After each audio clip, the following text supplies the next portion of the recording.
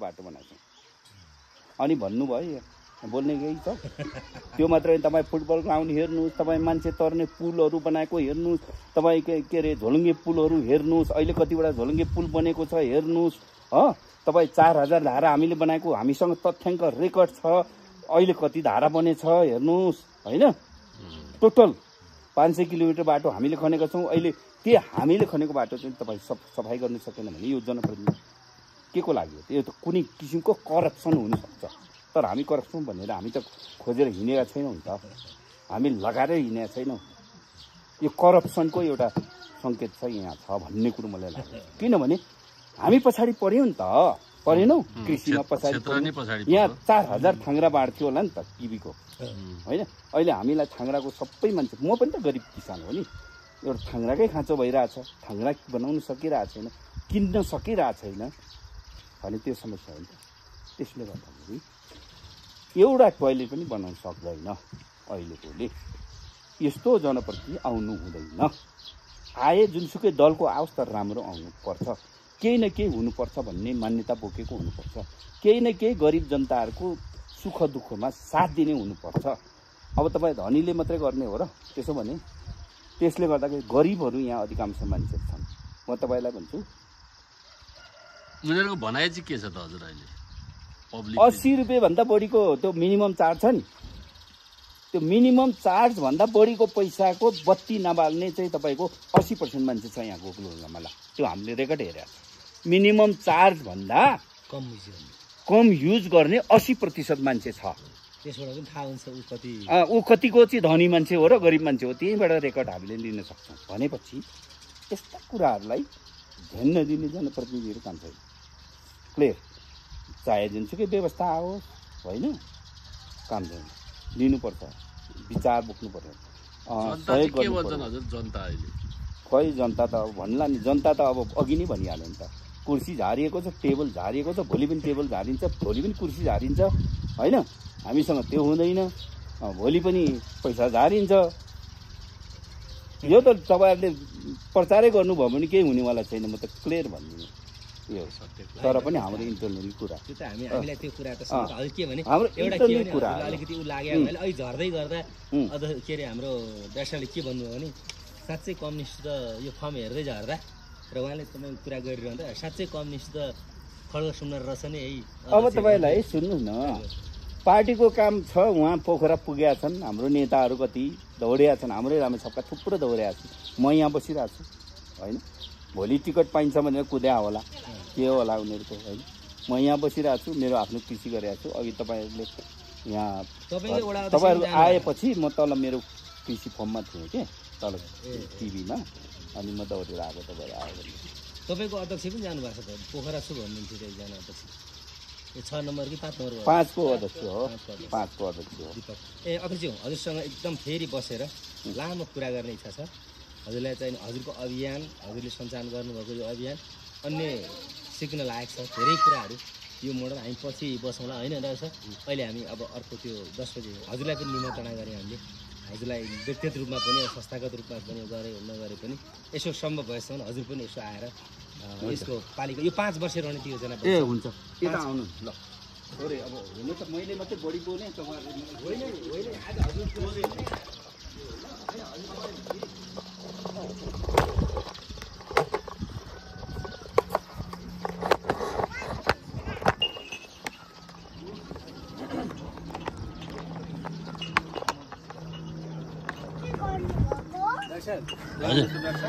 ल यो चिज मैले अध्ययन गरेँ होइन त यसलाई रोग लाग्यो रोग छ पूर्ण रूपमा दाना फलिरहेको छ यो मधेसी बदाम हाडे बदाम आल्मन्ड अब यस्तो विशेषज्ञ हो हामी होइन होइन समस्या जस्तो तपाईँलाई यिनीहरूलाई यसरी रोग आयो हुन्छ अब यो स्याउहरू लगाइएको छ अब हेरौँ कुन हुन्छ अब यो तपाईँको यो परीक्षण गर्दै यो चाहिँ तल्लो लेभलमा हुने चाहिँ के अरे हर्मोन 99 स्याउ हो यो चाहिँ फुजी हो यो फुजी हो है यो फुजी हो यो चाहिँ यसको जात मलाई थाहा भएन यो चाहिँ जुम्लाबाट ल्याइएको पठाइदिए ए जुम्लाबाट पठाइदिए यो धेर छैन 2-4 बोट मात्रै अब होइन अब तपाईँलाई यो चाहिँ यो दुईटा यो चाहिँ ठिक हेर्नुहोस् त यहाँ ए ओके ठिक के बुझेँ यो चाहिँ हर्मन 99 हो है यो चाहिँ यो एरियामा हुन्छ खै हुँदैन यो ट्राई गरिरहेको हुँदैन होला भनौँ न अब यो तल लो लेभलमा हुने हो नि त हर्मन 99 अझै तल यहाँ गरिरहेको छु मैले यो चाहिँ के हो हजुर यो कुन चाहिँ यो यो त तर गेरा फल्ने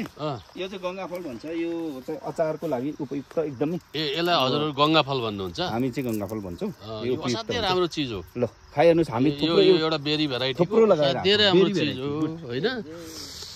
यो चाहिँ स्वाइन बेरी भन्छ जस्तो लाग्छ यसको अंग्रेजी नाम हुनसक्छ स्वाइनबेरी के भन्छ हो स्वाइन बेरी यो साह्रै नै राम्रो हो हेल्थको लागि यसको खेती नै गरेका छौँ हामी थोरै लगाएका छौँ पुरै लगाएको हो यो त यो लगाएको यो फेरि एउटा गजब भने यो हिमालमा पनि हुन्छ किवीलाई अलिकता हेरौँ किवी अब अहिले यहाँको मान्छेहरूले म धेरै पढे लेखेको मान्छे होइन तर यता आउनुहोस् त अब मैले यो किवीलाई काटेर यो नराम्रो जातको यो पर्यो अब यसलाई राम्रो जात बनाउनुलाई मैले यो ग्राफ्ट गरेँ आफै गर्नु ग्राफ्ट गर्दा पनि यसै साल फल्ने बोट बनाउँछु म यी फल्यो नि त यसै पाली गरेको यी देख्नु भने यी यो यसै पाली फल्छ सबै ग्राफ्टहरू यसै पाली चाहिएको जात हाल्नु मैले चाहिएको जात यहाँ हाल्ने ल हेर्नुहोस् त बोट एउटा भयो फलहरूको भयो अब यो नराम्रो हो आगो यसलाई काटेर फेरि यहाँ ग्राफ्ट गरिदिए पनि भयो अथवा यसैले पुग्छ यसलाई हटाइदियो एउटा त्यो होइन यसरी अब हामी आफै नै अब के भन्ने विशेषज्ञ भन्ने कि आफै जानकार यो त होइन आफै के भन्ने प्र्याक्टिस अब चिया हेर्नु यो चाहिँ मेरो आफूले खाने अहिले हामी यसैको हो खानु भयो यो त भइसकेछ त यो त तयारी होइन यो त अस्ति नै 3 पटक टिपिसक्यो नि भाइ तपाईँको यो कलम दिनुहोस् यो 3 पटक टिपिसकेको हो यो वर्ष 3 पटक टिपिसक्यो है अब हुनु त अब हाम्रो जातहरू हामी के अरे किराँतीहरू किनेवारहरू होइन हजुर अब यसो दसैँमा एउटा बङ्गुर खाने चलन छ क्या अनि यहाँ गनाउँछ भने टाढै ल्याएर पालेको यहाँ जाडोमा छ स्थानीय जातको हो यो चाहिँ मेरो आफ्नो खानाको लागि बनाइयो आफ्नो घरमा युज गर्नलाई खानालाई उतल हेर्नुहोस् त उतल थाङ्ग्रो देख्नुभयो नि त्यो सबै इस्कुस खेती हो ए तपाईँले इस्कुस थाङ्ग्रोमा लाउनु माथि यहाँ 100 बोट इस्कुस लगाएको छ सबैको घुरेन एउटा मात्रै बोट हुन्छ अरूले एउटा हुन्छ मैले 100 बोट लाउनु अब 100 बोट लाउन थालेँ मैले होइन यसले यो फेरि मेरो कहिले पाउँछ भन्ने हुन्छ नि यो चाहिँ मेरो असारको लास्टमा फल्छ अरूको असार र साउनभरि यसको मार्केट अगाडि राम्रो 70-80 रुपियाँ किलो कति राम्रो जान्छ त्यो जातको मैले डेभलप गर्दैछु अगाडि पाक्ने हिजो एउटाले भनेको थियो नि हाम्रो निक्लिने बेलामा जेनरली निस्किने बेलामा रेट पाउँदैन भनेको थियो होइन तर अगाडि निकालियो भने यसलाई चाहिँ सिलेक्ट गरेर मैले यो हेरी पनि छ यसको बोट होइन जात होइन कहाँबाट ल्याउनु गएको थियो हाम्रो यो पहिला नै त्यो हाम्रो भाउजू पर्नेले यताबाट आउनु के अरे ल्याउनु भएको थियो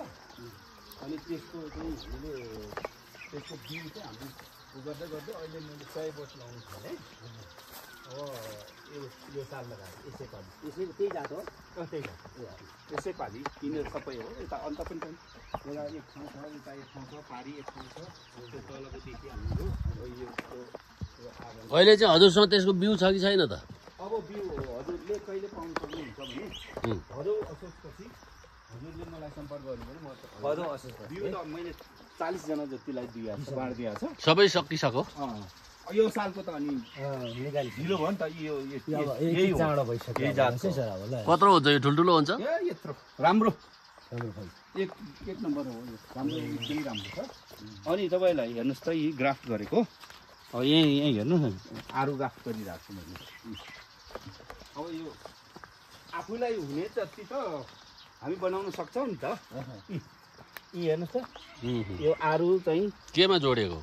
यो आरुमै हो पुरानो लोकल आरु उत्पादन गरेर अँ त्यसमा जोडेको यो चाहिँ विकास चाहिँ एकदम यत्रो फल्छ आहा यो जातको हो यो होइन अब यो सार्नुहुन्छ कि यिनीलाई सार्ने हो नि यो त ए यो त यो ग्राफ्टलाई सार्ने हो अझै त उसको यो प्लास्टिकै काटेको छैन नि काटेकै छैन त्यसरी सार्ने हो अनि यो पनि रहेछ यो हजुर यो बेथे हो नि बेथे तपाईँको यो टन्नै छ यो त कति छ कति यो खाँदै खाँदैन हाम्रो मान्छेहरूले यताको यो यो यो सहरमा भेट्यो भने यो कति व्यापार हुन्छ ल एकदम एकदम हामीले यो एकदम अब लाग्दैन छैन यो त हेर्नु यस्तो राम्रो छ यो त अनि खाँदैनन् यो चाहिँ के हो हजुर यो मेल हो त्यो पनि तपाईँको यो खुर्पानी नै भन्छ छ हजुर ए यो खुर्पानी हो यहाँ बच्चाहरू टन्नै खान्छन् के यसलाई खुर्पानी भन्छौँ हामी चाहिँ खास गरी के भन्छ यसलाई प्लम ल अनि यसो भन्दा चाहिँ अब हामी हुन्छ आउनुभयो हस्